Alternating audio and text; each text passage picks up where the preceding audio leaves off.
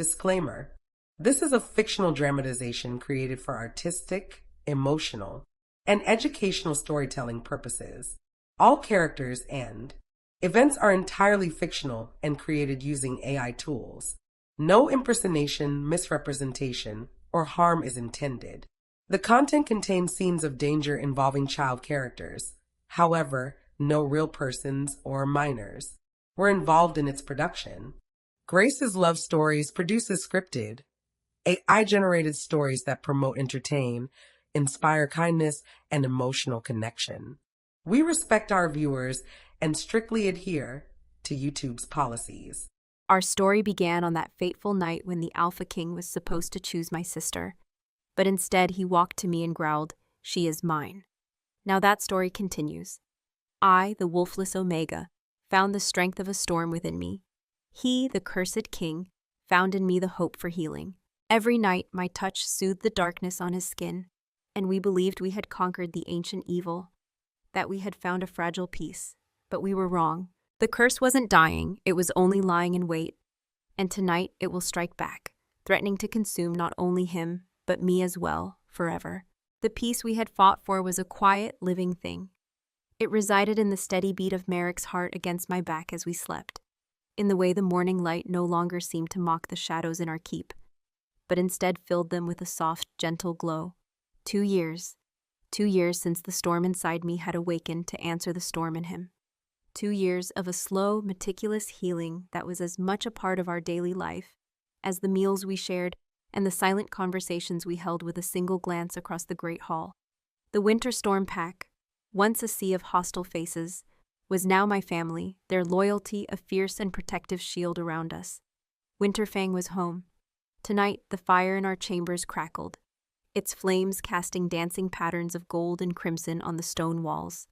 Outside, the wind howled its lonely song through the high mountain passes, a reminder of the wild world we ruled. But in here, there was only warmth and stillness. I sat on a fur rug before the hearth, my back resting against Merrick's legs as he sat in his heavy oak chair. His hand was in my hair, his fingers idly tracing the patterns of my braids, his touch a familiar comfort. We had just finished our evening meal, and the comfortable silence that settled between us was a testament to how far we had come. "It is almost gone," I murmured, my gaze fixed on the fire, but my senses turned inward toward him. I could feel the blight on his soul, the last vestiges of the ancient curse. It was no longer an angry, writhing mass of darkness, but a faint, faded bruise, a ghost of the agony that had defined his life. "Because of you," he rumbled, his voice a low vibration that I felt through my whole body. He leaned forward, his other hand coming to rest on my shoulder, his thumb stroking the sensitive skin above my collarbone. "You are a quiet, Lysandra," a stillness to the rage I carried for so long. I turned, craning my neck to look up at him. The firelight carved his face into stark planes and deep shadows, highlighting the rugged beauty I had once found so terrifying. His glacial eyes, no longer chips of ice, held the warm, possessive glow of a wolf for his mate. I reached up and laid my hand against his cheek, my thumb brushing over the jagged scar that cut through his eyebrow. "And you are the fire that showed me I was not made of ash." He leaned into my touch, a rare, unguarded softness in his expression. It was in these moments, in the quiet of our chambers, that the fearsome Alpha King vanished, and I was left with just Merrick, my Merrick, the man whose broken pieces had fit so perfectly against my own. "It is time," he said softly, his gaze dropping to my other hand, the one that rested on my lap. He was asking for the healing. It had become our nightly ritual, a final, intimate act before sleep claimed us, a gentle reinforcement of our bond and a steady chipping away at the ancient poison in his bloodline. I nodded and shifted, turning to face him fully. I knelt before his chair, the furs soft beneath my knees. He watched me, his expression solemn, trusting. He unlaced the collar of his tunic, his practiced fingers pulling the leather aside to expose the column of his throat. The mark of the curse was there, a faint web-like pattern of pale lavender against his skin, no longer the angry, bruised purple it had once been. It was a dying thing. I took a deep breath, centering myself. I closed my eyes and called to the storm within. the wild, blue-white power that was my birthright. It answered instantly, a familiar hum beneath my skin, a cool rush of energy that tasted of ozone and moonlight. I lifted my hand, my palm glowing with a soft, ethereal light, and pressed it gently against the faded mark on his neck. For a moment, everything was as it should be. I felt the connection snap into place, my power flowing from me into him, a soothing, cleansing tide against the shores of his old wound. I felt his own wolf spirit rise to meet mine, a silent greeting, a murmur of gratitude. He let out a soft sigh, his head tilting back, his body relaxing into the ritual. Then, it happened. Without warning, the curse fought back. It was not a gradual resistance. It was a sudden, violent eruption. The faded lavender mark flared with a malevolent, virulent black light, the color of a starless, suffocating night. A scream, silent and utterly soul-shattering, tore through the bond between us.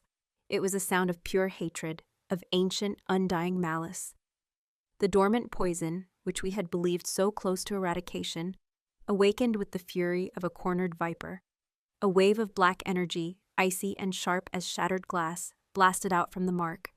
It slammed into me, not as a physical blow, but as an attack on my spirit. It felt like 1,000 frozen needles piercing my soul, a violation so profound it stole the air from my lungs. The blue light of my own power sputtered and died, overwhelmed by the sheer, unexpected violence of the assault. I was thrown backward, a strangled cry torn from my throat. I landed hard on the stone floor several feet away, my head striking the leg of a heavy wooden table. The world exploded in a flash of white-hot pain, then dissolved into a swirling gray fog. The last thing I heard was Merrick's voice, roaring my name in a sound that was no longer human, a sound of pure, unrestrained terror and rage. When consciousness returned, it was in fragmented shards. I was lying on our bed, the soft furs a stark contrast to the throbbing agony in my head. A cool, damp cloth was being pressed to my temple. I blinked, and Varya's scarred, worried face swam into focus above me. Her usual grim expression was replaced by one of open fear. "Luna," she whispered, her voice rough with concern. "Lysandra, can you hear me?" I tried to answer, but my throat was raw. I managed a weak nod. I pushed myself up onto my elbows, my head spinning. The fire was burning low, and the room was filled with a thick, tense silence. "Marek," I croaked, my eyes scanning the room. "Where is he?" Varya's gaze flickered toward the far corner of the room, the one deepest in shadow, away from the firelight.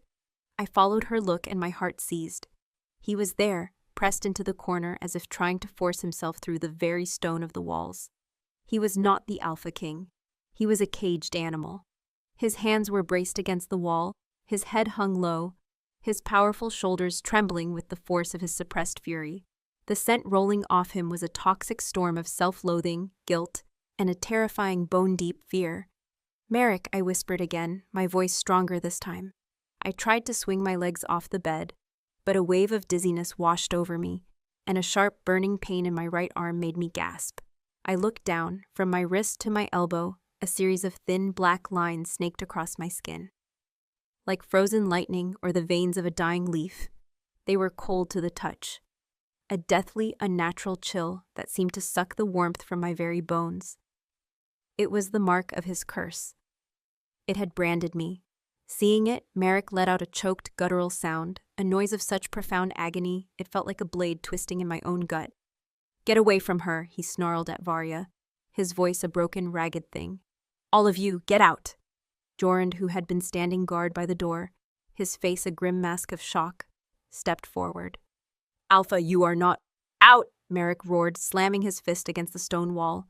The sound cracked like a whip, and a web of fractures appeared in the solid rock around his knuckles. The sheer, uncontrolled violence in the act silenced everyone. Varya and Jorand exchanged a look of fear, not for themselves, but for their king. They bowed their heads and retreated, closing the heavy oak doors softly behind them, leaving us alone in the suffocating silence. I finally managed to get to my feet, my legs unsteady. I swayed, using the bedpost for support. "Merrick, talk to me," I pleaded, taking a tentative step toward him. "Stay back," he commanded, his voice raw. He still wouldn't look at me. "Don't come near me." "It wasn't your fault," I said, my own voice trembling. The curse. It did something. It was hiding. I hurt you, he ground out, the words tasting like poison in his mouth. I promised you were safe with me. I promised. And I branded you with the very filth I swore to protect you from. He finally turned his head, and the look in his eyes shattered my heart. The warmth, the love, the peace we had built. It was all gone, buried beneath an avalanche of his old demons. All I saw was the cold, haunted gaze of the Barren King, a ruler who believed himself a monster. We will fix it, I insisted, taking another step. Together, we just have to. No, you. He cut me off, his voice flat and final. He pushed himself off the wall and walked not toward me, but to the far side of the room, putting as much distance between us as possible. He grabbed a heavy fur cloak from a hook and swung it around his shoulders, his movements stiff and deliberate. He was encasing himself in armor again, shutting me out. There is no we in this. The healing is over. You will not touch me again. I will not let you risk yourself for my sake. Not ever again. His words were colder than the wind outside, colder than the black mark on my arm. They were a dismissal, a severing. He was choosing to suffer alone rather than risk hurting me further. He was locking himself back in the prison of his curse and throwing away the key. He stalked toward the door, his face a mask of stone. "Where are you going?" I cried out, panic rising in my throat. He paused with his hand on the iron latch, his back to me. "To the forge. The fire is the only thing that burns this feeling out." Then he was gone, the door closing behind him with a heavy, resounding thud that echoed the finality in his voice.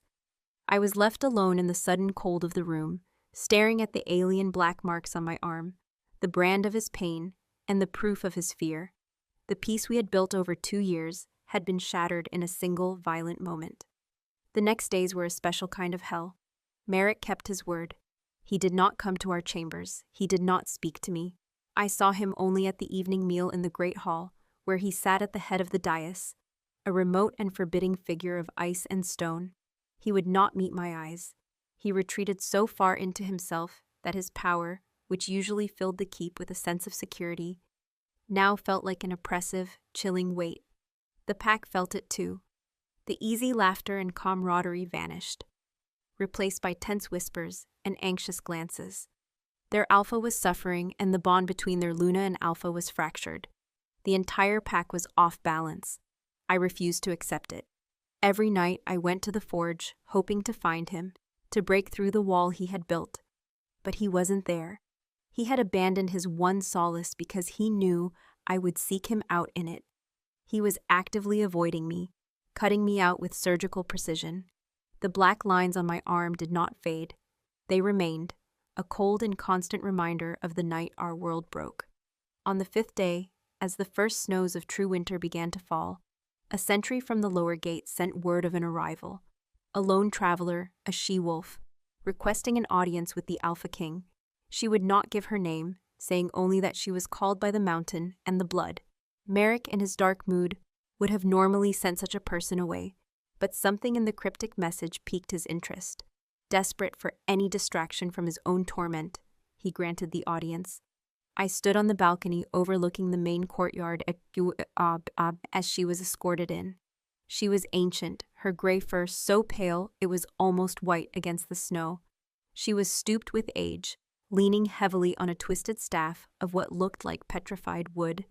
But her eyes, when she glanced up, were startlingly sharp and intelligent, the color of dark, polished amber. She carried the scent of high, lonely places, of crushed herbs, cold stone, and something else. The faint electric tang of prophecy. Merrick met her in the great hall. I stood in the shadows near the entrance, refusing to be excluded. Joran stood by my side, a silent, supportive presence. The old she-wolf walked to the center of the hall, her staff making a soft, rhythmic tapping on the flagstones. She stopped before the dais, where Merrick sat on his throne, his face an unreadable mask. "I am Lyra," she said, her voice a dry rustle, like leaves skittering over stone. "The last of the mountain seers. I have come because a vision pulled me from my solitude, a vision of a storm consuming a king, and a moon being shattered." Her amber eyes flickered to me in the shadows, and I felt the weight of her gaze, as if she could see the black marks on my arm right through the wool of my sleeve. Merrick's posture stiffened. "I have no time for riddles, old one." "This is no riddle, Alpha King," she said, her voice gaining strength. "The blight on your bloodline has awakened. It has tasted a power that rivals its own, and its master has been alerted. The root of the curse was not affashed, only starved. Now it feeds again, and it will not stop until it has consumed you both." A low growl rumbled in Merrick's chest.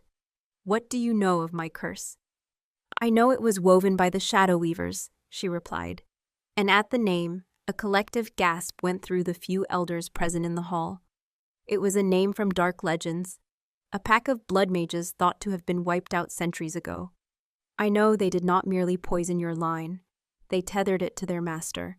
He has been siphoning the strength of your ancestors for generations, and he intended to do the same with you. But your Luna—" Her power interrupted the flow. It starved him. Now he seeks to reclaim his prize by destroying the one who denies him. Everything she said resonated with a terrifying truth. It explained the sudden, violent resurgence. It wasn't random, it was a counterattack. "How do we fight a ghost?" Jorand asked from beside me, his voice rough. Lyra's gaze fell upon me again, then moved to Merrick. "There is only one way. The magic must be cleansed at its source. You must undertake the trial of two souls." Merrick leaned forward, his eyes narrowed. "What is this trial?" "A ritual. At the place where the curse was first cast, the sunken citadel of the Shadow Weavers. You must go there together. Your two souls, your two powers, must be woven into one.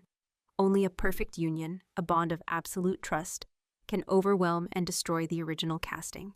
It is a perilous journey, and the trial itself is a razor's edge. Success will cleanse your bloodline forever. Failure—" She paused, letting the weight of her words settle in the silent hall. "Failure will see your Luna's power ripped from her and used to make the sorcerer immortal, and your own life force will be the final sacrifice." The hall was utterly still. The seer had offered us a sliver of hope, wrapped in the promise of utter annihilation. I felt a surge of defiant resolve. It was a chance. It was the only way back to what we had lost.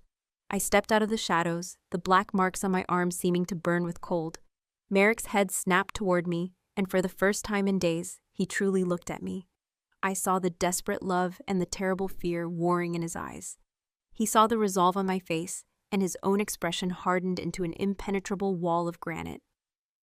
He rose from his throne, his full, intimidating height seeming to diminish the very fires in the hearths. "No," he declared, his voice ringing with the absolute authority of a king. "I will not do it. I will not lead her into a sorcerer's trap and risk her soul on the word of a stranger. This is my curse. I will face it alone." His words were a dismissal of her, of the prophecy, and of me. He was shutting the only door that had opened. I met his gaze without flinching, my own power stirring within me, a cold fury at his refusal to let me share his burden. "You faced it alone your entire life, Myrick," I said, my voice clear and steady, carrying across the vast, silent hall. "Look where that has led us. This trial is not your choice to make alone." Our eyes locked in a battle of wills, his fierce with a protective love so strong it was suffocating. Mine burning with the conviction that the only way forward was together, into the very heart of the darkness that threatened to tear us apart for good. The silence in the great hall was a brittle, fragile thing, stretched taut between my defiance and his decree. The pack wolves, caught in the crossfire of their alpha's pain and their Luna's rebellion, stood frozen, their gazes shifting between us. They had only ever known Merrick's word as absolute law, as unyielding as the mountain itself. To hear it challenged by me was to witness the foundations of their world tremble. Merrick's face was a thundercloud, his glacial eyes narrowed into slits of furious disbelief.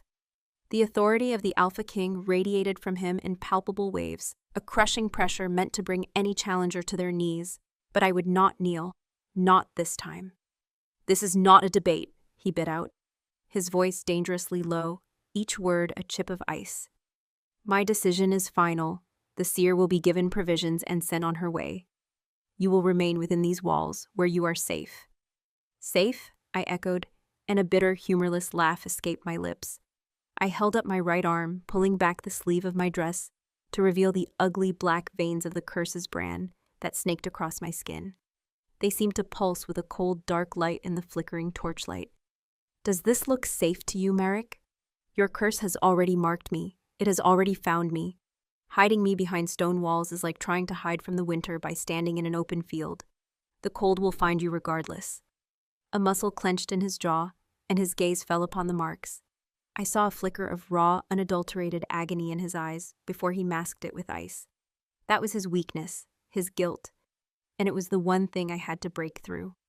Old One, I said, turning my attention to the seer, Lyra, whose ancient amber eyes watched our exchange with unnerving calm.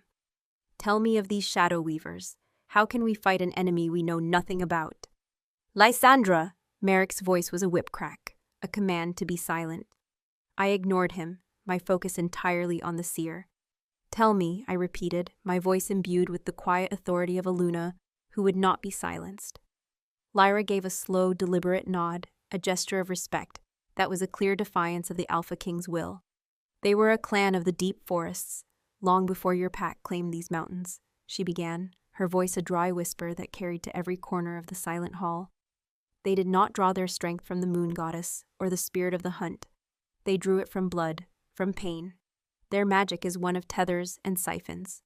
They do not seek to kill their enemies outright. They seek to drain them, to feed on their power over lifetimes, growing stronger while their victims wither. As she spoke, a horrifying clarity settled over me. Merrick's ancestors, his father, they hadn't just suffered. They had been farmed, harvested, and the curse was the instrument of that harvest. The sunken citadel is not just their old stronghold, Lyra continued, her gaze finding Merrick's again. It is the anchor point for the tether that binds your bloodline to their master. It is a wound in the world, and it is the only place the blade of your combined power can sever the cord. But the Alpha King is right in his fear. The citadel is warded. It will test your bond. It will feed on your doubts, on your guilt. It will try to turn you against one another. If your union is not perfect, if your trust is not absolute, it will shatter you. Her words hung in the air, a dire warning that only seemed to harden Merrick's resolve. He saw only the risk, the potential for my destruction. He could not see the hope. Enough, he snarled. He descended the steps of the dais, his presence a terrifying force of nature. He strode toward me, the pack wolves parting before him like reeds in a river. He stopped in front of me, looming over me, his shadow a cold blanket. You will go to our chambers. Now, we are done here. His use of R was a cruel twist of the knife, a reminder of an intimacy he had already rejected. But I did not move. I lifted my chin and met his furious gaze. No, I said, my voice quiet but unyielding. We are not. For a heart-stopping second, I thought he might physically force me. His hands clenched into fists at his sides, the knuckles white. A low, warning growl vibrated in his chest, the primal instinct of an alpha demanding obedience. But he was at war with himself. The king demanded submission, but the mate could not bear to cause me more pain. The conflict was a visible storm in his eyes. With a sound of pure, frustrated rage, he spun on his heel and stalked from the great hall, his long, powerful strides eating up the distance. He did not command the guards to take me. He did not command anyone to do anything. He simply left, a king fleeing a battle he could not win with force or fury. The moment he was gone, the tension in the hall broke. Murmurs erupted. Yoren let out a breath he seemed to have been holding since the confrontation began. He looked at me, his expression a mixture of awe and terror. Luna, no one has ever... I know, I cut him off, my own composure threatening to crack. I turned to Lyra. I need to know more. Are there any records, any histories that speak of the Shadow Weavers? The old seer nodded. The Alphas of Winterfang have always been keepers of lore, even that of their enemies. In the heart of the keep, there is a library, a place of quiet and dust. If answers are to be found within these walls, they will be there. Leaving Joran to deal with the confused pack and the unnerved elders, I followed Lyra's direction, my mind a whirlwind. I found the library in a secluded tower I had never entered before. The air inside was thick with the scent of old paper, leather, and dust. Scrolls were stacked in tall alcoves carved from the stone, and massive, iron-bound tomes rested on lecterns.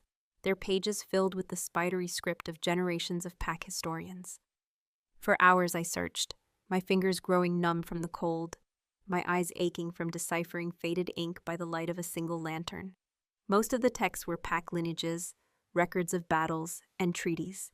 But in a dark, forgotten corner, I found it. A small, unassuming book bound in what looked like dried, blackened leather.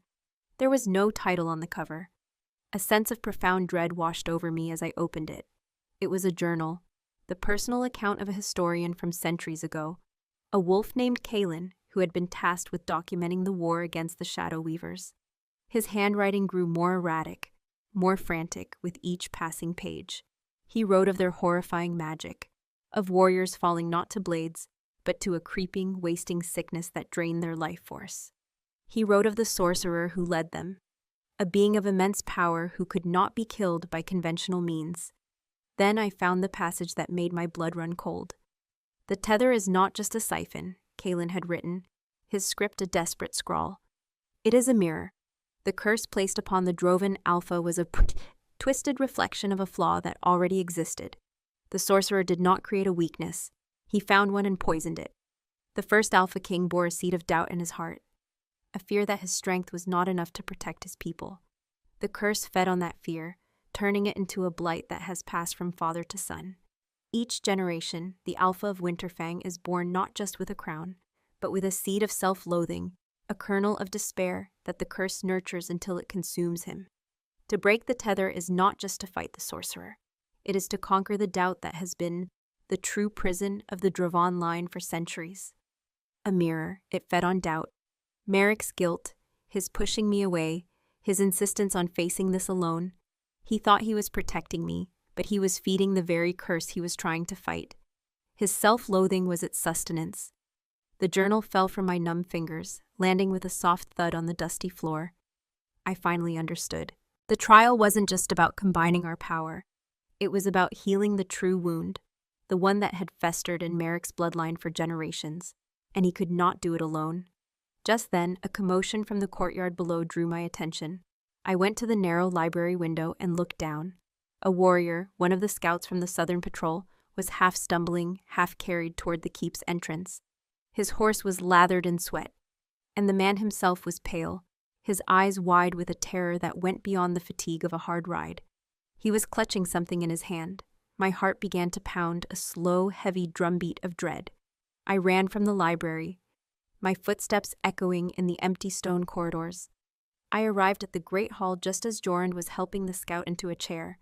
Merrick was there, having been summoned from wherever he had been brooding. He stood before the scout, his face grim. "Report," Merrick commanded. The scout, a young wolf named Finn, swallowed hard, his breathing ragged. "Alpha, we found their camp. The ferals who attacked the hunting lodge. It was abandoned, but they were not alone. There was evidence of dark magic everywhere, ritual markings, and this," he opened his clenched fist. He wasn't holding a weapon or a banner.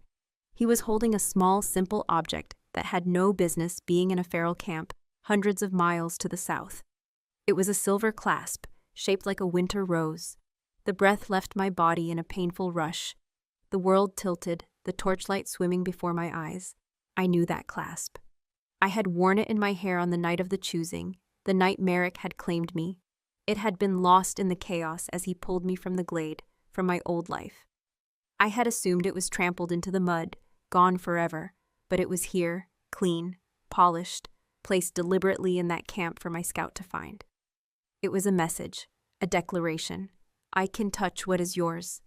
I can reach into your past and pluck out a memory. You are not safe. She is not safe. I am always watching. Merrick stared at the clasp, his face draining of all color. The last wall of his denial, the fortress of his guilt, crumbled into dust. This was no longer a theoretical threat, a vague prophecy from a seer. This was the enemy at our door, holding a piece of our history, a piece of me, in his unseen hand. The feral attack on the lodge hadn't been a random act of aggression. It had been a test, a way for the sorcerer to gauge my power, to see what he was up against, and a way for him to acquire a token, an object connected to me. He finally looked at me, his eyes filled with a terrifying cold fury. It was not a fury directed at me, but at the enemy who had dared to threaten me so intimately. The guilt was still there, but it was now overshadowed by a primal, possessive rage that was far more potent. He strode over to me in 3 long steps and took my arm, his fingers gently tracing the black lines of the brand. He looked from the mark on my skin to the silver clasp in the scout's hand, connecting the two. "He is goading us," Merrick said, his voice a low, deadly growl. "He wants me to lock you away. He wants me to hide in my own despair. He wants me to feed the curse." His eyes met mine, and in their depths I saw he understood. He understood the words from the journal without ever having read them. He understood the nature of the trap. He turned to face the entire hall, his voice ringing with the cold, clear authority of a king going to war. "Jorund," he commanded, "the pack is yours to command in my absence. Varya, you will see to the seer's comfort. She will remain here as our counsel." He looked back at me, his hand still on my arm. His touch was no longer a brand of his pain, but a promise of shared vengeance. The chasm that had opened between us was gone, bridged by the certainty of a common enemy and a shared path. "We undertake the trial of 2 souls," he declared, his voice echoing off the ancient stones. He leaned in, his voice dropping to a low whisper meant only for me, a vow spoken in the face of all the shadows that hunted us. "He wants to turn us against each other. He wants to shatter our bond." A fierce, predatory smile, the first I had seen in days, touched his lips. "Then let him try." We left before the dawn. The air in the courtyard was sharp and painfully cold, each breath a cloud of white vapor in the pre-dawn gloom. There was no grand ceremony, no war party to see us off. There was only the hushed, grim finality of a secret departure. We traveled light. 2 formidable war horses, saddlebags packed with dried rations, warm furs, and the weapons Merrick had forged with his own hands. Jorund and Varya stood with the seer, Lyra, near the gate, their faces carved from stone in the flickering torchlight. They were the only ones who knew our true destination. To the rest of the pack, we were on a diplomatic mission to a northern ally, a necessary lie to prevent panic. Jorund clasped Merrick's forearm, the grip of a beta pledging his life to his alpha's will. "Guard her well, my king," he said, his voice a low gravel. Then he turned to me, his gaze fierce and unwavering. "And you, my queen, bring him home." It was the first time he had ever called me queen. Varya stepped forward, her scarred face softened by a profound, raw emotion. She took my gloved hands in her own, her grip surprisingly strong. "The storm is in you, Luna," she said, her voice rough with unshed tears. "Do not be afraid to let it rage." I nodded, my throat too tight for words. These wolves, who had once looked at me with such contempt, were now placing the fate of their king, their entire world, in my hands. The weight of that trust was a heavier burden than any saddlebag. Merrick lifted me onto my horse, then swung up behind me onto his own great black stallion, Draven. He preferred we ride as one, his body a living shield around mine, his arm wrapped securely around my waist, pulling me back against the hard warmth of his chest. With a final solemn nod to our small party of confidants, he urged Draven forward, and we rode out of the gates of Winterfang, leaving the warm lights of our home behind as we plunged into the vast, waiting darkness. For 3 days we rode south, down from the high, familiar peaks of our own territory, and into the rolling foothills that bordered the ancient forests. The journey was hard and fast, but Myrick's presence was a constant grounding force. The wall of guilt and despair he had erected between us was gone, replaced by a focused, diamond-hard resolve. We spoke little, conserving our energy, but our silence was no longer one of distance. It was the easy, understanding silence of 2 wolves moving as one, their senses and purpose aligned. At night, we made cold camps, taking turns at watch, and he would hold me as we slept, his body a furnace against the encroaching chill, his breathing a steady rhythm that soothed the frantic beating of my heart. The black marks on my arms still pulsed with a faint, malevolent cold, a constant reminder of our enemy, but the fear it once inspired was being burned away by the heat of our shared purpose. On the morning of the 4th day, we saw it. A line of trees, darker than any forest I had ever known, stretched across the horizon. As we drew closer, an unnatural stillness fell over the land. The chirping of birds ceased. The rustle of small animals in the undergrowth died away. Even the wind seemed to hold its breath. "The silent woods," Merrick murmured, his voice a low vibration against my back. His arm tightened around me. "Lyra's maps mark this as the only path to the valley where the citadel lies." The edge of the forest was like a physical wall. The trees were ancient, gnarled things, their bark the color of old blood and their branches clawing at the sky like skeletal fingers. A thick, gray mist clung to the ground, swallowing the light and muffling all sound. As our horses took their first hesitant steps under the canopy of black leaves, the world changed. It was as if we had been plunged underwater. The air grew heavy, thick, and oppressive, making each breath a conscious effort. But the sound, or lack thereof, was the most unnerving. The thud of the horses' hooves on the damp earth was reduced to a dull, muted puff. The creak of our leather harnesses was swallowed by the silence. When I spoke Merrick's name, the words seemed to die just past my lips. A flat, dead thing with no echo, no resonance. Worse, the connection to our inner selves, to the magic that defined us, was suppressed. My storm, the vibrant, roaring power that had become a part of my very being, was now a distant, muffled hum, like a song heard through a thick stone wall. I could feel it, but I couldn't reach it. It was a terrifying sensation, like losing a limb. I glanced at Merrick. His face was a stoic mask, but I could feel the tension coiled in his body. His own wolf, the fierce, dominant spirit of the Alpha King, was similarly muted, pacing restlessly behind a barrier he could not breach. We were cut off. We were blind. We were, for the first time, truly alone. We rode deeper into the woods, the oppressive silence stretching for hours. There were no paths, only the endless, repeating maze of black trees and gray mist. A creeping paranoia began to set in. Every flicker of shadow in my peripheral vision felt like a watching eye. Every snapped twig under Draven's hoof, despite its muted sound, was a jarring announcement of our presence in a place that demanded absolute quiet. As dusk began to bleed through the thick canopy, turning the gray mist to a bruised purple, Merrick finally called a halt. We made camp in a small clearing, if it could be called that, where the trees were slightly less dense. The fire we built was a pathetic, sullen thing. The flames seemed to struggle for air, casting a weak, sickly orange glow that did little to push back the encroaching shadows. We sat huddled together, sharing a strip of dried meat in the crushing silence. I could feel the old demons beginning to stir in Merrick. In this place, stripped of our magic and our heightened senses, we were left with nothing but our own thoughts. And his, I knew, were turning dark.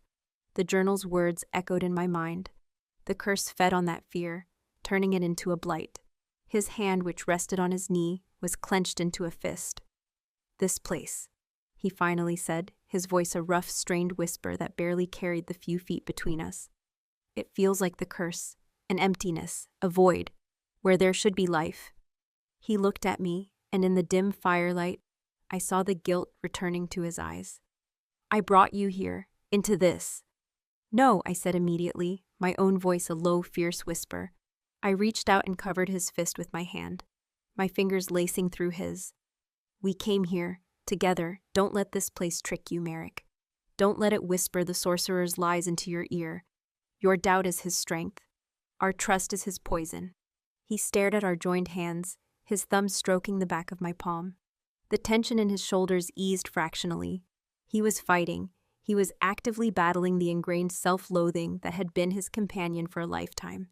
He took a deep, shuddering breath and brought my hand to his lips, pressing a kiss to my knuckles. "You are right," he breathed. "My quiet, my anchor." He was about to say more when Draven, who had been standing listlessly nearby, suddenly tossed his head, his ears swiveling. A low, nervous snort escaped him. My own horse shifted, her eyes wide in the gloom. The animals could feel something we couldn't. Merrick was on his feet in an instant, the warrior king replacing the tormented man. He drew the great double-edged sword from his back, the whisper of steel sliding from the scabbard unnaturally loud in the dead air. I stood with him, my own smaller dagger in my hand, my heart hammering against my ribs. We scanned the perimeter of our small camp, the impenetrable wall of trees and mist. There was nothing, no sound, no scent, no movement, And yet we were being watched. The feeling was a physical thing, a prickling on the back of my neck, a cold dread that had nothing to do with the damp air. Then I saw it. A flicker of movement in the deepest shadows between two of the gnarled trees. It wasn't a wolf or a man. It was a patch of darkness that was darker than the surrounding night, a piece of the void that seemed to have detached itself and was now gliding toward us. Another appeared to its left, and another to its right. "Shadehounds," Merrick growled, his voice a low, dangerous vibration. "Creatures of shadow and spite. They are drawn to the scent of his magic." He meant his curse. He was a beacon, a lure for the forest's nightmares. They didn't charge. They flowed out of the mist, silent as smoke, their forms coalescing as they drew nearer. They were vaguely canine in shape, but their bodies were woven from shadow, their limbs unnaturally long and thin. They had no faces, only a pair of glowing, malevolent embers for eyes, like the last dying coals of a hateful fire. There were at least a dozen of them, forming a tightening circle around our camp. The first one attacked. It didn't leap, it stretched, its shadowy form elongating until it was a spear of pure night, aiming for Merrick's throat. Merrick met it with a powerful, cleaving blow, his sword, forged in Winterfang's sacred fires and bearing the faint blessing of our pack, flared with a brief silver light as it made contact. The creature dissolved with a faint, sighing hiss like water on hot stone. But two more immediately took its place, their claws of solidified darkness swiping at him from either tan. He fought like a demon, a whirlwind of steel and fury in the sullen firelight. His strength was immense, his skill unmatched. But the hounds were relentless. They were not solid. Blows that would have shattered the bones of a normal beast merely passed through them, causing them to dissipate for a moment before reforming. Only a direct, perfectly timed strike seemed to destroy them. And Marek was a beacon. They ignored me completely, their entire focus on him, on the dark energy of the curse that was a feast to their insubstantial forms. I tried to fight, but my dagger was useless against them. The shadow simply parted around the blade. I was a spectator to a battle that was slowly, inevitably, turning against us. Merrick was tiring, his movements losing their crisp economy. One of the creatures finally slipped past his guard, its shadowy claws raking across his arm. No blood was drawn, but Merrick cried out, a sharp gasp of pain.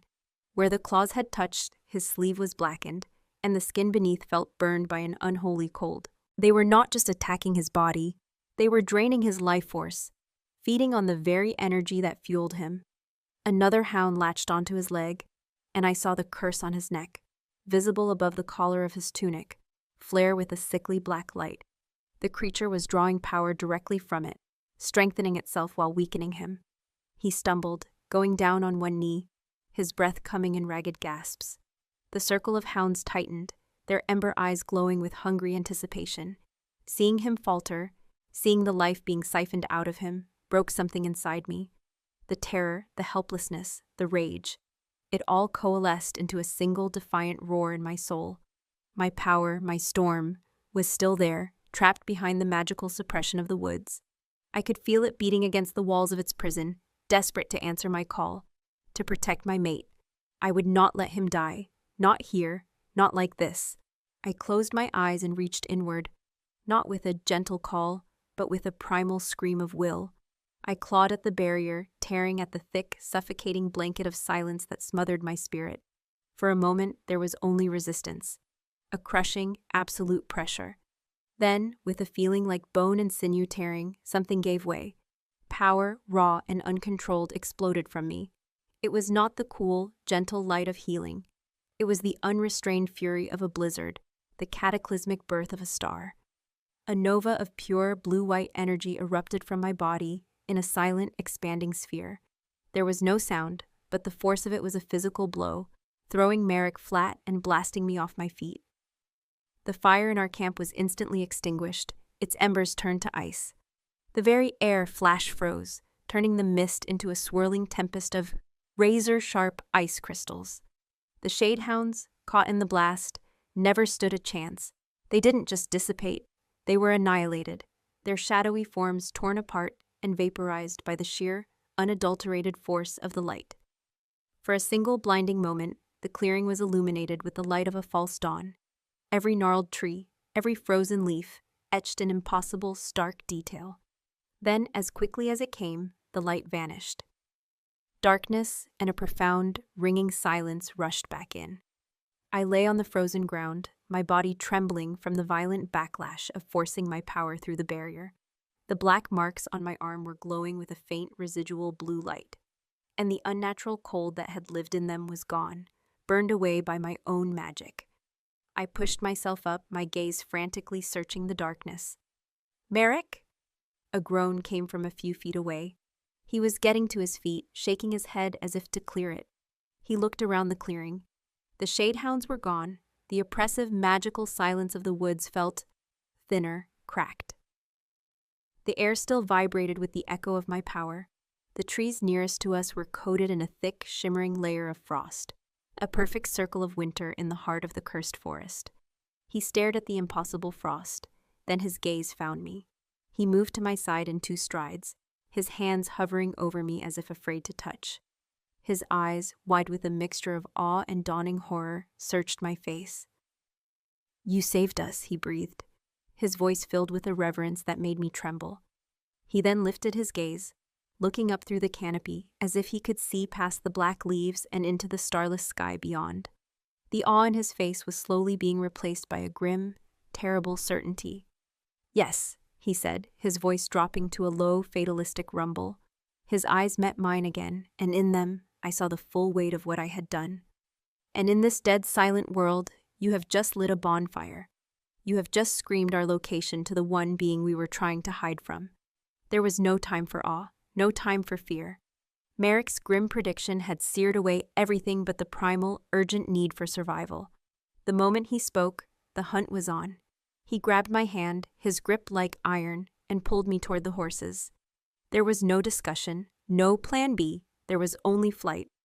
"We don't stop," he commanded, his voice a low, hard command, as he threw me onto my horse and vaulted onto Draven.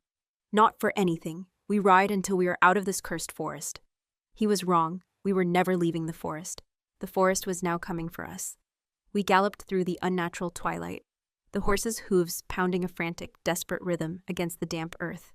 The magical suppression had been fractured by my power burst, but the woods were not inert. The sorcerer, now aware of our presence, began to exert his will. The very trees seemed to warp and twist as we passed, their branches lashing out like whips, forcing us to swerve and duck.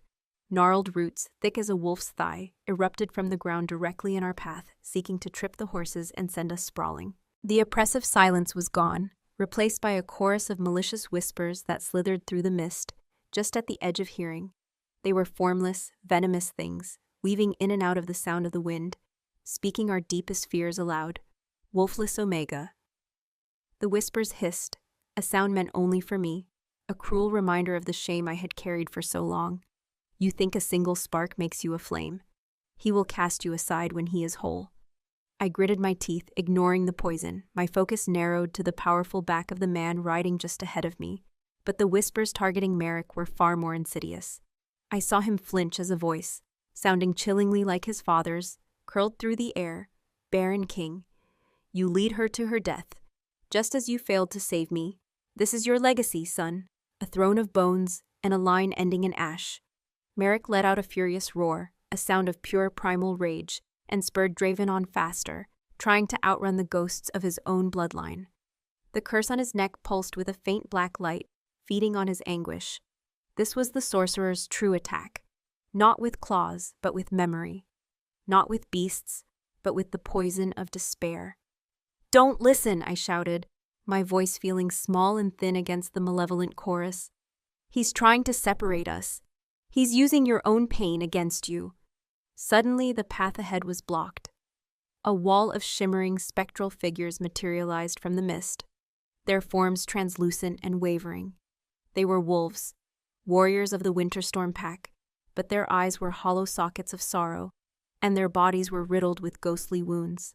They were phantoms, echoes of every pack member Myrick had ever lost in battle, every soul he carried on his kingly conscience. At their head stood a tall, broad-shouldered figure with Merrick's jawline and his father's haunted eyes, the phantom of the previous Alpha King. Our horses reared, screaming in terror. Merrick stared at the specter of his father, his face a mask of torment. The Phantom King raised a spectral hand and pointed a finger at Merrick, his silent accusation more damning than any shout. "It's not real," I screamed, sliding from my horse. My own power, the storm inside me, was a seething knot of fury. I would not let the shadow puppeteer break him. I planted my feet on the ground and held out my hands. I didn't try to unleash the violent, uncontrolled Nova from before. Instead, I called on the quiet, the stillness, the pure, cold light at the heart of the storm. A soft blue-white luminescence gathered in my palms. It was not a weapon of destruction, but of truth.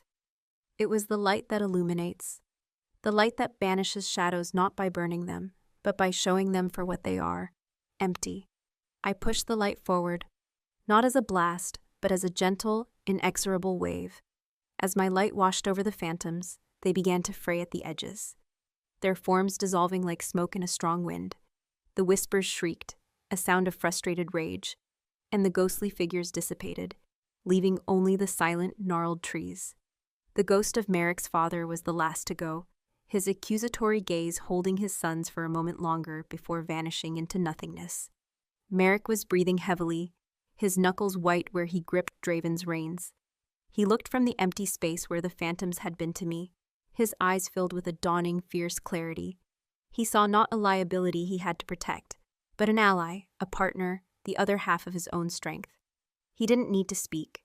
The understanding that passed between us was absolute. He was the sword, and I was the shield. He fought the physical threat, and I fought the poison aimed at the soul. With a sharp nod, we were moving again, a single unit, a king and his storm, now fighting as one. We broke free of the silent woods at last, galloping out from under the oppressive canopy and into a valley of gray stone and dead grass. The relief was short-lived. Before us lay a sight of profound and unnatural desolation. A lake, vast and perfectly circular, filled the valley floor. Its water was not blue or green, but a flat, oily black that did not reflect the bruised and overcast sky. No birds circled its shores, no reeds grew in its shallows. A faint, cloying scent of decay and stagnant magic hung in the air, a stench of something that had been dead for a very, very long time. And in the center of the lake, visible beneath the still dark water, was a drowned skeleton. The sunken citadel, its towers were like broken ribs jutting from a sunken carcass, its great central dome like a half-submerged skull. It was a place of profound wrongness, a monument to a hateful, siphoning power. "The source," Merrick breathed, his voice grim. The curse on his neck was pulsing steadily now, a slow, rhythmic throb, like a moth beating its wings against a lantern, drawn to the flame of its own destruction. A stone causeway, slick with black algae, led from the shore to a point directly above the citadel's main gate. As we approached, the impossible happened. The black water of the lake began to part. With a low, grinding groan, a whirlpool formed, but in reverse.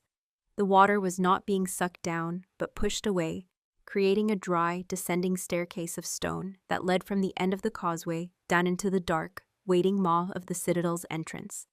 It was a trap. It was a blatant, obvious, and utterly unavoidable trap. The enemy was not hiding.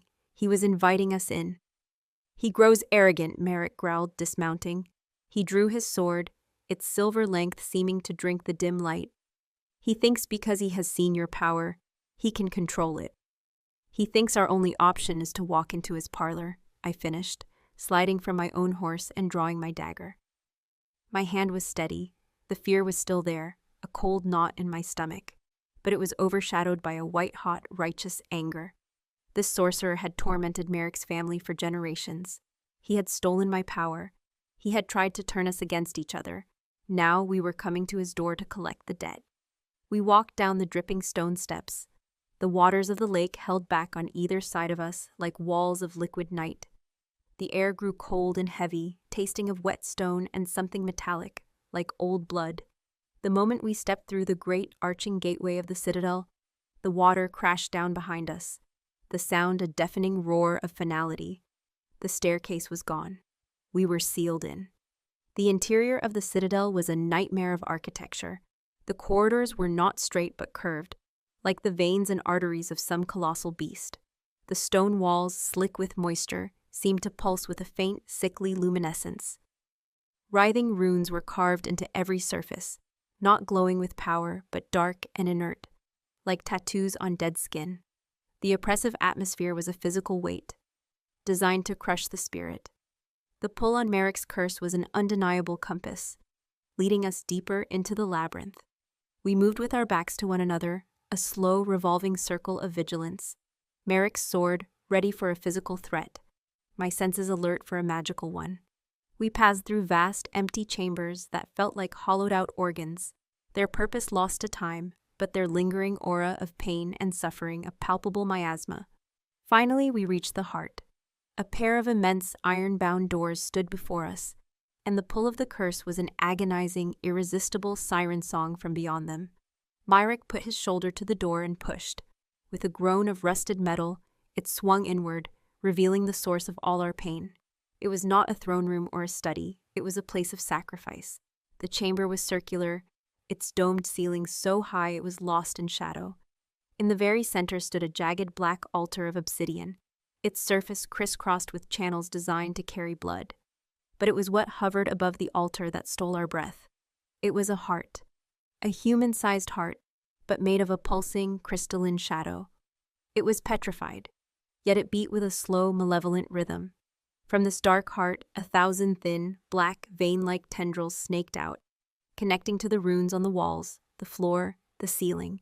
The entire chamber was a living circuit board of siphoning magic. And one of those tendrils, thicker and darker than the rest, pulsed with a sickly black light in perfect time with the throb of the curse on Merrick's neck. This was it, the anchor, the tether that had bound his line for centuries. The trial of two souls, I whispered, understanding dawning. Lyra said we had to weave our souls into one, here. Merrick moved toward the altar, his sword held ready, his face a mask of grim determination. Then let us finish it. Wait, I said, a sudden cold premonition gripping me. Something was wrong. The seer's words, the ease of our entry, the blatant display of the curse's heart. It was too simple.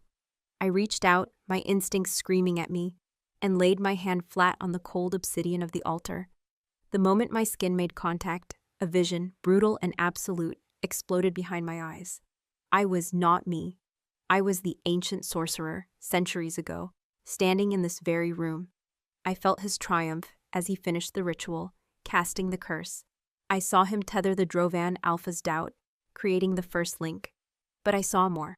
I saw the prophecy he wove into the magic itself, a final contingency, a false hope, the prophecy of the trial of two souls. I saw his intent, clear as glass. He knew that one day a power might arise to challenge his curse, and he had planned for it. The trial wasn't a cure, it was the final harvest. The ritual wasn't meant for us to perform. It was meant to be performed on us. The weaving of two souls was a lie. It was a ritual to use my storm-awakened power as a key to unlock Myrick's soul completely, ripping his life force out in one final, glorious feast, and pouring it, and my own power, into the sorcerer, granting him true immortality. Lyra had not lied. She had been a pawn, a seer who had read the false prophecy the sorcerer himself had written into the threads of fate. She had sent us here to complete her master's greatest work. The vision faded, leaving me gasping, my hand still pressed to the altar. The horrifying truth crashed down on me. "Merrick, it's a trap!" I screamed, my voice echoing in the vast chamber. "The trial! It's not for us! It's for him!" But it was too late. The moment I spoke the words, the moment I understood the truth, the trap sprung. With a deafening clang, the great doors slammed shut behind us. Every rune in the chamber flared to life, not with light, but with an absorbing, profound darkness that seemed to drink the very air. The black tendrils connected to the walls detached, whipping through the air like living, venomous snakes. Before Merrick could even react, a dozen of them wrapped around his limbs, his torso, his neck, pinning him, lifting him from the ground and holding him suspended in the air before the dark, beating heart. He roared, fighting against them, his muscles straining, but the tendrils were made of pure magic. They held him fast. The main tether, the one connected to his curse, pulsed violently, and the black marks on his skin erupted, covering his body in a web of writhing, dark energy. He cried out, his head thrown back in agony as his life force was siphoned at a terrifying, accelerated rate. The runes on the floor around me glowed, and I felt my own power being suppressed, smothered, my connection to my inner storm severed more completely than it had ever been in the silent woods. I was powerless, a bird in a cage of dark magic. A voice, ancient and triumphant, echoed through the chamber, coming not from one place, but from the very stones around us. It was a dry, sibilant whisper, saturated with the smug satisfaction of a plan. Centuries in the making, finally coming to fruition. "So the little moon finally understands," the sorcerer hissed, the sound wrapping around us like a funeral shroud. "You were never the cure, child. You were always the key. Your power was the force needed to open the final lock. Thank you for bringing it, and my long-overdue feast, directly to my door." Trapped. The word was a universe of despair. Merrick was suspended in the air, a prisoner of living shadows, his body convulsing as the curse, now fully awakened, feasted on his life force. His roars of defiance had become guttural sounds of pure agony, each one a hammer blow against my heart. I was rooted to the spot, encased in a field of suffocating magic that severed my connection to my inner storm. I was wolfless again, powerless, a spectator to the slow, ritualistic murder of my mate. He brought this upon himself. The sorcerer's voice slithered through the chamber, a venomous whisper that coiled around my soul. He was not just speaking, he was probing, seeking the cracks in my resolve. His doubt, his pride. He walked into my arms to prove his strength, and in doing so, he has given me yours. Tendrils of darkness, thinner than the ones holding Merrick, rose from the glowing runes on the floor around me. They were not aggressive, they were exploratory, like the questing antennae of a predatory insect.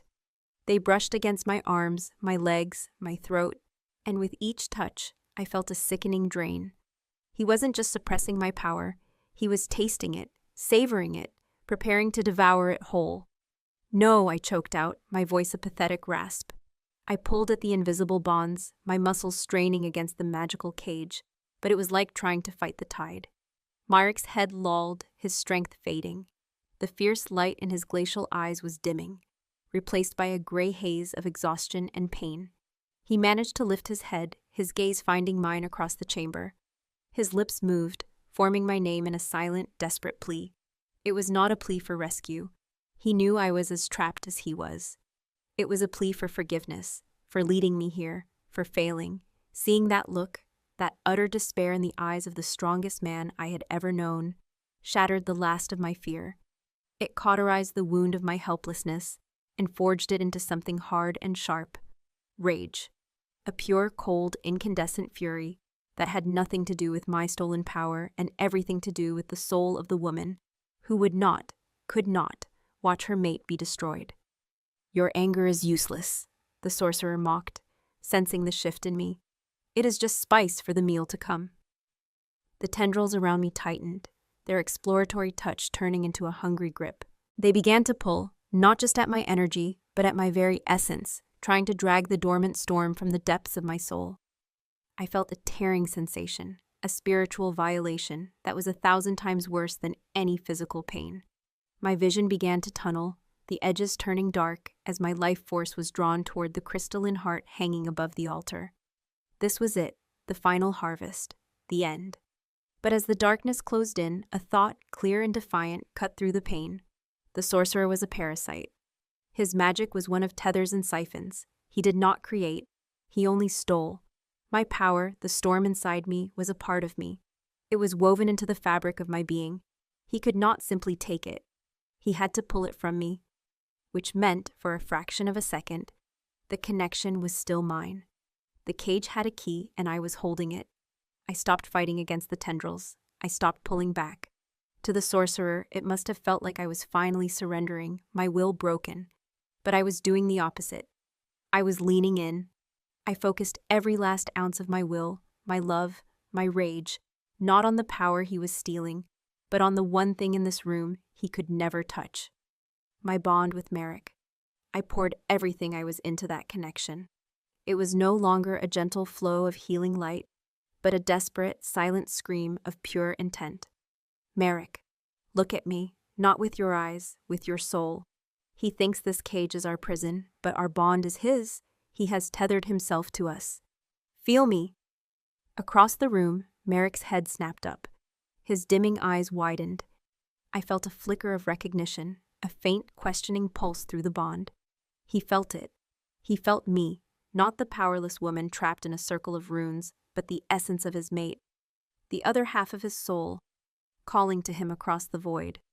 A futile gesture, the sorcerer hissed, a note of irritation entering his voice. The tendrils around me began to pull harder, the tearing sensation intensifying.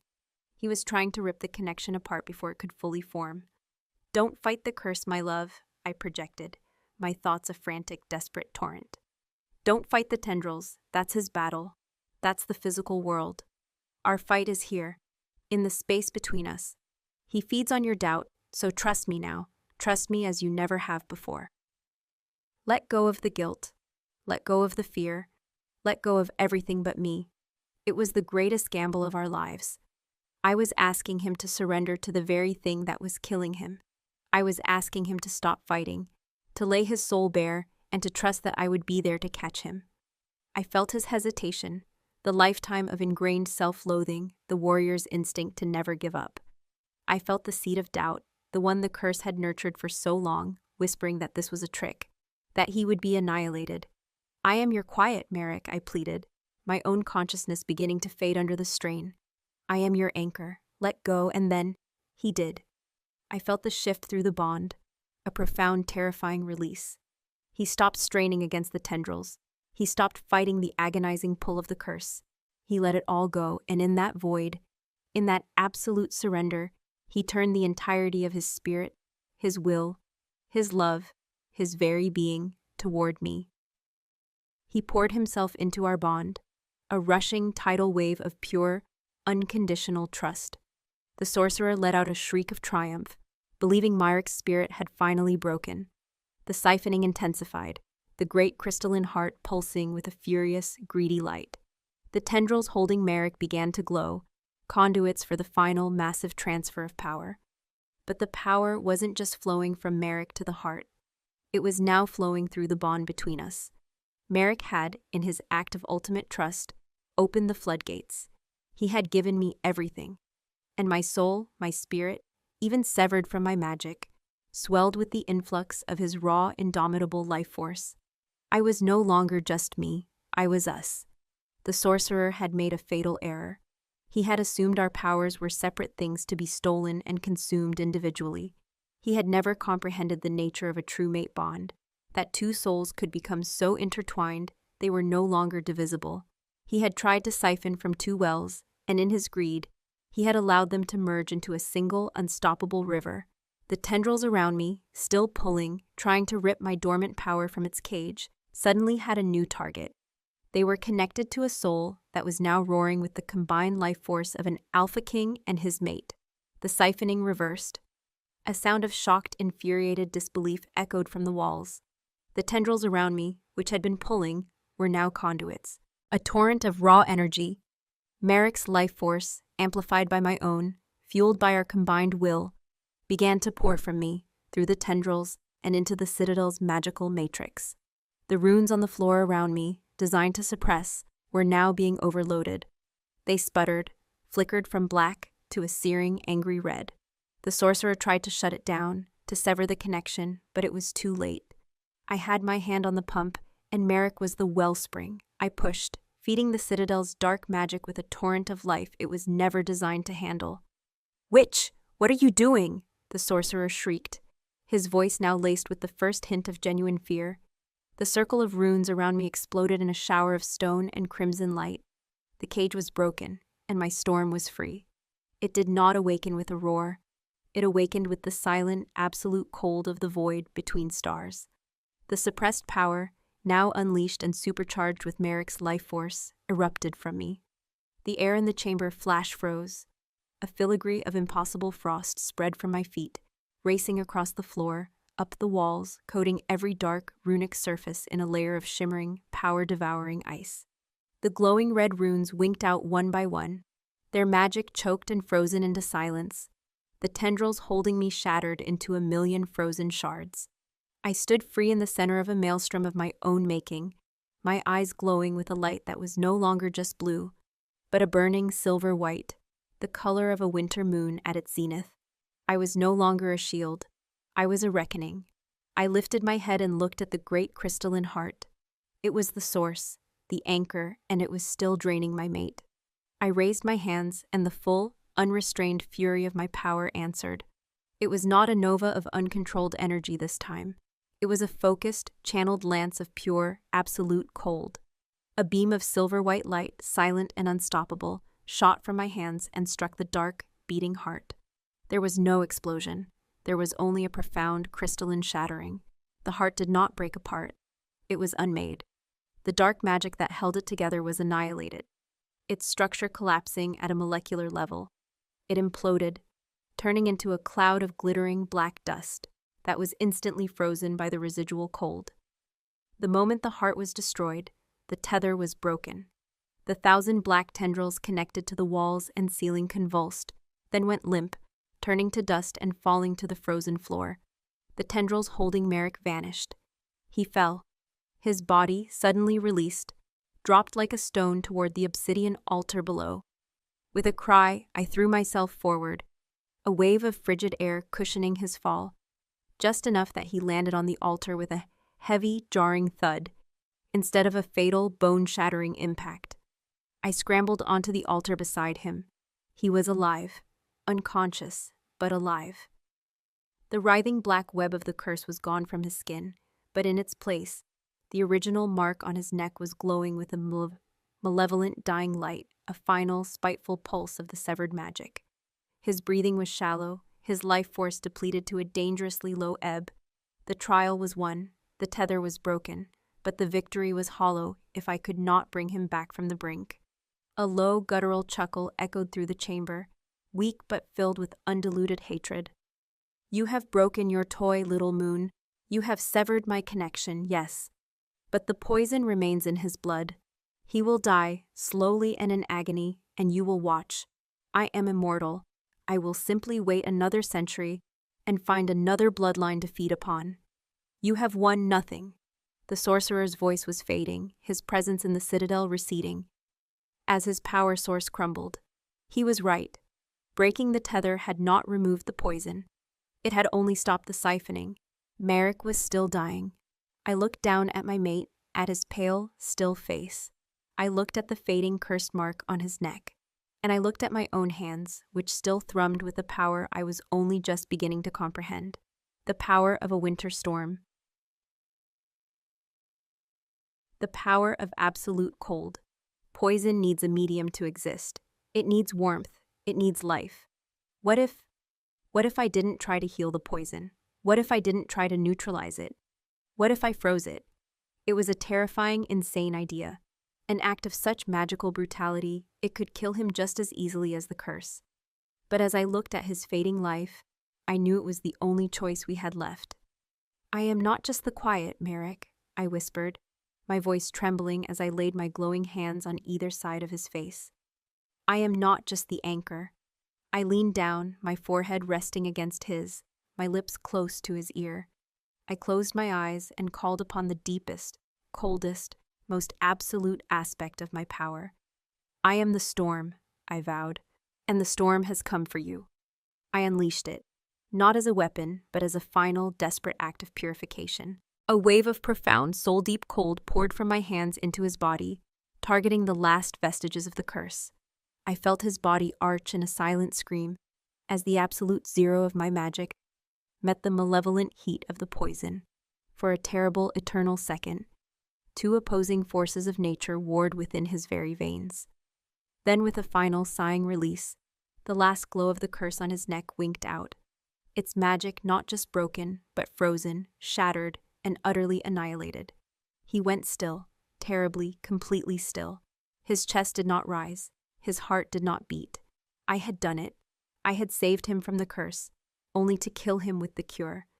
A sob of pure, undiluted agony tore from my throat, echoing in the vast, frozen silence of the dead citadel. Time ceased to exist. There was only the vast, frozen silence of the chamber and the unbearable stillness of the man lying on the black altar. My sob tore through the silence, a raw, ragged sound of ultimate failure. It was the only sound in the dead heart of the citadel.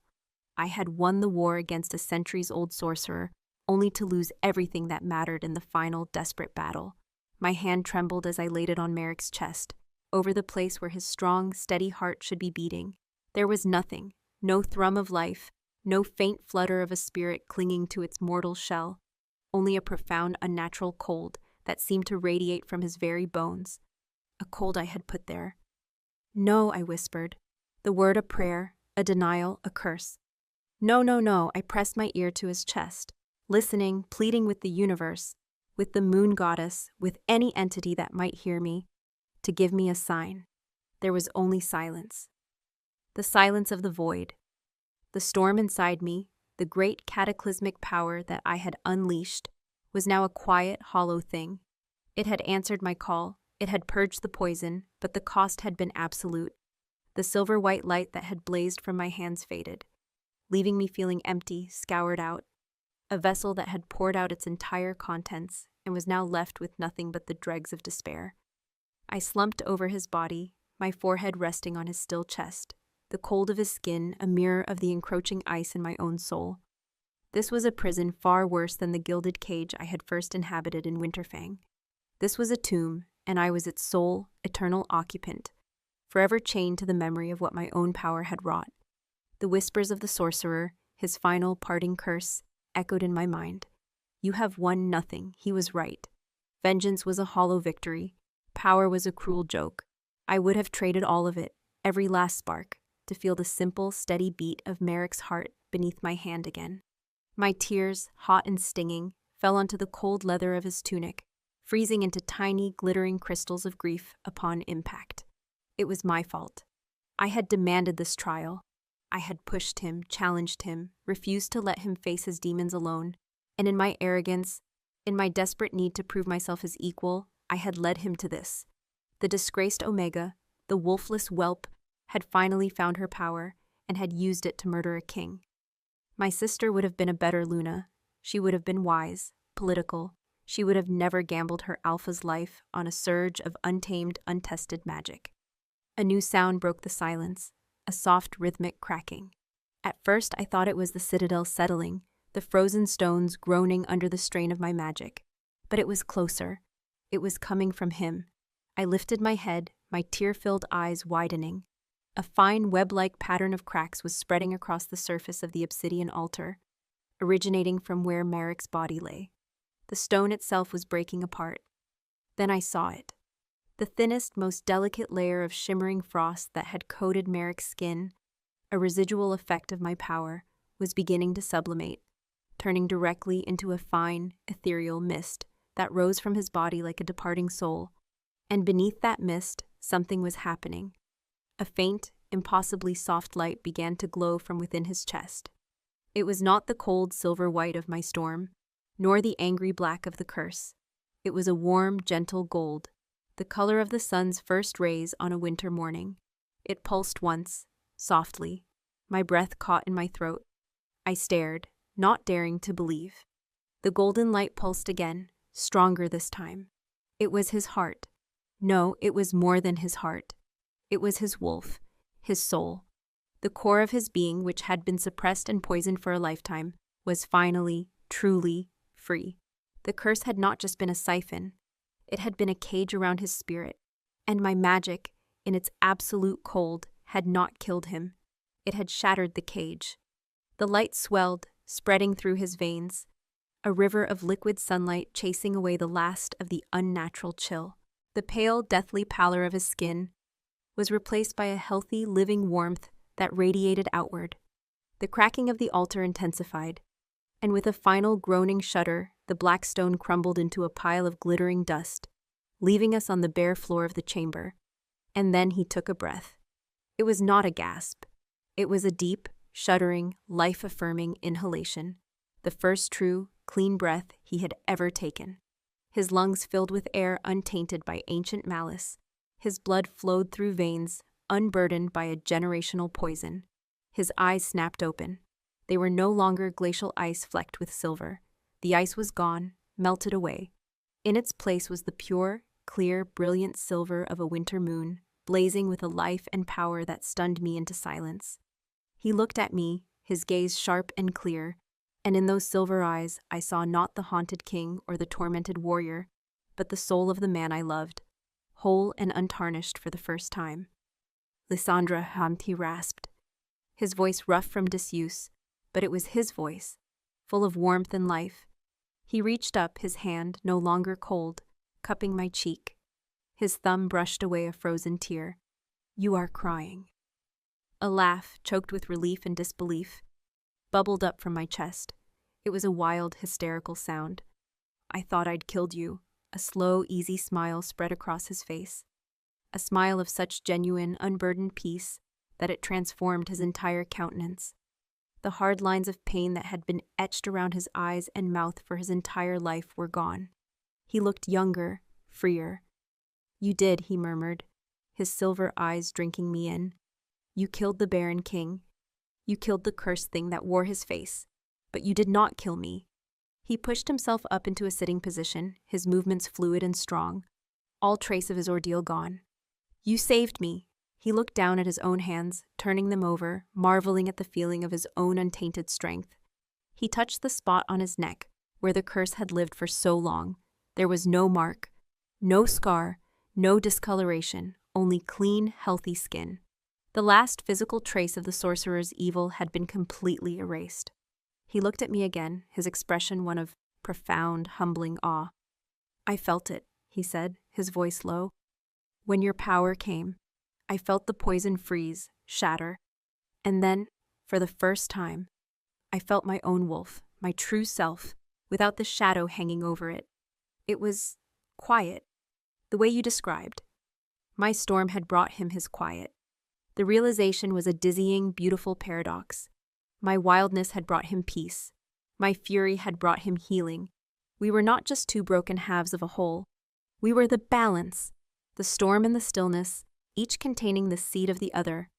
"And you," he said, his gaze turning intense, possessive, the Alpha King returning, but this time without the darkness. He reached out and took my right arm, his fingers gently tracing the spot where the black brand had been. Like his own mark, it was gone, leaving no trace. "The sorcerer marked you. It is a debt that has not been fully paid." A low growl rumbled in his chest, a sound that was no longer born of pain, but of pure predatory intent. "His voice is gone from this place," Merrick said, his eyes scanning the frozen chamber. "But he is not destroyed. He is immortal," he said. "He will wait." His hand tightened on my arm. The Winter Storm Pact does not wait for its enemies to recover. I knew what he was thinking. The sorcerer was a spirit, a disembodied parasite, his power now shattered, his anchor destroyed. But he still existed, a malevolent consciousness adrift in the world. He would rebuild. He would find another host, another bloodline. Our victory here was not an end, merely a reprieve. "How do we kill a ghost?" I asked, my voice steady. Merrick's silver eyes gleamed in the dim light. "A spirit without a tether is just a whisper on the wind, but a whisper can still be silenced. His power was in the citadel, in the curse. He is weaker now than he has ever been. And his greatest mistake—" He looked at me, a fierce, almost terrifying love burning in his gaze. "Was touching you. He created a connection, a path, and I will walk that path to the end of the world to find him and extinguish him for good." He stood, pulling me to my feet. He was a different man. The weight of centuries had been lifted from his shoulders, and in its place was a purpose so clear and absolute it was frightening. He was no longer a king defending his territory. He was a predator hunting the thing that had dared to harm his mate. We had no way out. The great doors were sealed, the watery passage gone. But it didn't matter. Merrick walked to the main wall of the chamber, the one that faced north, toward Winterfang. He placed his hand flat against the frozen stone. He closed his eyes, and I felt it. A power, raw and immense but clean, like the mountain itself, began to gather around him. It was the full, untainted power of the Drovan bloodline. A legacy of earth and stone and winter, finally unleashed. With a low roar, he pushed. The wall did not explode. It dissolved, Stone and mortar turned to dust and cascaded away, opening a ragged hole into the gray, desolate valley outside. The dark, still water of the lake did not rush in. It seemed to part before his will, held back by an invisible barrier of pure force. He had not just broken a wall, he had commanded the very landscape to yield. He turned to me, a wild, triumphant grin on his face, the grin of a man discovering the true, breathtaking scope of his own strength. He swept me up into his arms, as if I weighed nothing. "Come, my storm," he said, his voice a joyful rumble. "Our hunt begins."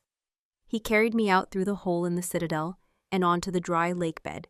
He did not pause, did not look back at the tomb of his ancestors' pain. His silver eyes were fixed on the northern horizon, on the distant, jagged peaks of home. Our home. The place where our final battle would be planned. We had descended into the darkness as two broken souls, a cursed king and a storm-awakened Omega. But we emerged into the gray light of a new day as one. A single, indivisible entity, a king and his queen, a wolf and his storm. And we were going hunting. 1 year later, the world had been reborn in sunlight. The festival of the summer solstice, the longest day of the year, was a tradition the Winter Storm Pack had observed for centuries, but it had always been a solemn, almost grim affair, a defiant acknowledgement of the sun in a kingdom defined by winter, a brief respite before the inevitable return of the cold and the dark.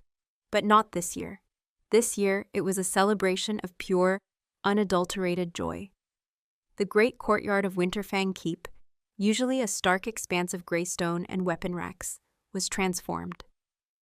Garlands of pine boughs and vibrant mountain wildflowers were draped between the towers. Long tables groaned under the weight of roasted meats, fresh bread, wheels of cheese, and barrels of honeyed mead. The air, usually crisp with the scent of frost and pine, was now thick with the smells of cooking fires, spilled ale, and the sweet perfume of tundra roses. Laughter, a sound once so rare within these walls, now echoed off the stones, mingling with the lively tunes of a fiddle and drum. From the high balcony of our chambers, the same one where Merrick and I had stood in the moonlight a lifetime ago, we watched the celebration unfold. The oppressive silence of the keep was a distant memory, replaced by the vibrant, chaotic, and beautiful noise of a pack that was not just surviving, but thriving. They were celebrating more than just the sun. They were celebrating freedom. Merrick stood behind me, his arms wrapped around me, his hands resting protectively on the gentle swell of my belly. His chin was propped on my shoulder, his warm breath a familiar comfort against my cheek. He was a different man from the one I had met. The haunted, icy king was gone, replaced by a leader whose strength was now tempered with a deep, easy warmth that flowed from him like heat from a hearth, touching every member of his pack. His power was no longer a burden to be contained, but a wellspring of security that made his people feel safe in a way they never had before. His smiles were frequent now, and his laughter, a deep and resonant rumble, was the pack's favorite song. His silver eyes, clear and bright as a winter moon, watched his people. He saw Yorund, his formidable beta, laughing so hard at a joke that mead shot from his nose, and Varya, her scarred face softened by a rare, genuine smile, as she danced a clumsy jig with one of the younger warriors. He saw a pack healed, a pack whole. "Look at them," he murmured, his voice thick with a quiet pride. "They have forgotten what it is to live in fear. They follow their alpha's lead," I answered softly, laying my hands over his. "You showed them the sun, my love. They are simply learning to bask in it." The hunt for the sorcerer had been swift and brutal. Freed from the curse, Merrick's power had been a thing of absolute, terrifying focus. The faint connection the sorcerer had made by marking me had been his undoing. It was a thread, and Merrick had followed it relentlessly. With Lyra's guidance and my own storm sense to navigate the magical currents of the world, we had cornered the disembodied spirit in the ruins of an old temple in the southern wastelands. The final battle had not been one of swords or claws. It had been a battle of wills. The sorcerer, a being of pure, spiteful consciousness, had tried to poison our minds with illusions of failure and despair. But we were no longer the broken souls he had first targeted. Our trust was absolute, our bond a fortress he could not breach. While Merrick held the spirit's attention, pinning it with the sheer, immovable weight of his will, I had done what I was born to do. I had unleashed the storm. I had scoured the ruins not with fire or force, but with the purifying, absolute cold of my magic, freezing the very essence of the sorcerer's spirit until it simply ceased to be. We had not just killed a ghost, we had erased it from existence. Returning to Winterfang had been a triumph unlike any the North had ever seen. When Merrick had stood before his pack, the curse gone, his eyes blazing with a clean, new power, a roar of collective joy and relief had shaken the very foundations of the mountains. The Baron King was dead. Long live the true king. Now, a year later, the last shadow of the sorcerer's legacy was finally and truly gone. I shifted in Merrick's arms, a small, insistent flutter from within my womb, reminding me of the new life we had created, our child, the first heir to the Drovan line in centuries, to be conceived in love, not duty, and born into a world free of curses and shadows. This child, our son, would know only the strength of his father's love and the warmth of his pack's devotion. He would inherit a kingdom not of fear, but of hope. Merrick's hand moved on my belly, his palms spreading wide as if he could feel the promise of the future stirring beneath. "He is strong," he whispered, a note of pure, unadulterated wonder in his voice. This mighty king, this fearsome warrior who had stared down gods and monsters, was undone by the thought of becoming a father. "He is his father's son," I smiled. Down in the courtyard, a hush fell over the crowd. Jorand had climbed onto a table, a great drinking horn held aloft. "A toast," he bellowed, his voice carrying up to our balcony, "to the longest day, and to the Alpha who brought us out of the longest night." A roar of agreement went up from the pack. "To the Alpha, and to the Queen who is his storm," Varya shouted, her voice cracking with emotion. "The moon who answered the winter's call." "To the Queen," they roared. 1,000 voices joined as one. They all turned, their faces upturned toward our balcony, their expressions a sea of love, loyalty, and gratitude. A lump formed in my throat. I looked at their faces, the warriors, the mothers, the elders, the children, and I no longer saw a foreign pack that had scorned me. I saw my family. I, the wolfless Omega, the disgrace, the shadow brought to a choosing ceremony to be an object of shame, had found my home, my purpose, my everything, in the heart of a winter storm. Merrick leaned in and kissed me, a slow, deep kiss that tasted of mead, sunlight, and a love as vast and enduring as the northern sky. It was a kiss that held the memory of every trial we had faced and every victory we had won. It was the quiet promise of 1,000 more days, just like this one. "I love you, Lysandra Dravan," he murmured against my lips, his voice raw with an emotion that still, after all this time, took my breath away. "You were the beginning and the end of my curse. You are the beginning and the forever of my life." "And I love you, Merrick," I whispered back, my hand finding his, our fingers lacing together. My king, my mate, my home. We stood together on the balcony, the king and his storm, watching the sun begin its slow descent toward the horizon. But we did not fear the coming night, for we knew that even on the longest day, the moon was always there, waiting. And in our kingdom, the sun and the moon no longer ruled in opposition.